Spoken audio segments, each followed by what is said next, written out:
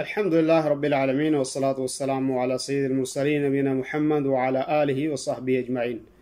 मोहतरम सामीन और नाज़रीन, एतिकाफ़ का लुगत में मतलब ये होता है कि इक़ामत यानी ठहरना और ख़ुद को रोक कर रखना, और शरई इस्तिलाह में एतिकाफ़ कहते हैं कि मस्जिद को अपने लिए लाजिम पकड़ लेना, एक मखसूस नीयत के साथ अल्लाह की इताअत के लिए और अल्लाह के तक़र्रुब के लिए। एतिकाफ़ के शरई माना है।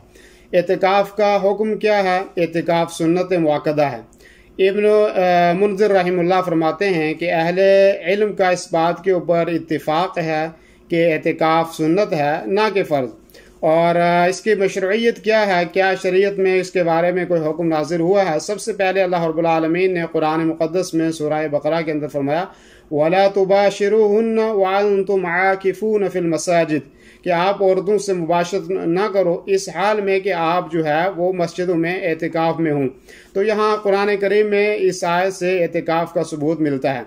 इसी तरीके से हज़रत आयशा रज़ियल्लाहु अन्हा फरमाती हैं कि नबी करीम सल्लल्लाहु अलैहि वसल्लम जो है वो एतिकाफ़ किया करते थे रमज़ान मुबारक के आखिरी अशरे में, और यहाँ तक कि आपकी वफ़ात हो गई। और आप सल्लल्लाहु अलैहि वसल्लम के बाद आपके अज़वाज मुतहरात भी एतिकाफ़ किया करती थी, और ये जो है मुत्तफ़क़ अलैह की रिवायत है बुखारी और मुस्लिम की।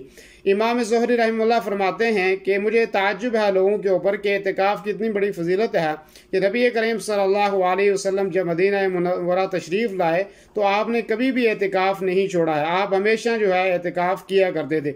इसके बावजूद भी आज लोग जो है बहुत सारे लोग नहीं करते हैं, इस पर छोड़ देते हैं, इस तरफ तवज्जो नहीं देते हैं। ऐसा नहीं होना चाहिए, बल्कि एतिकाफ़ मशरू है।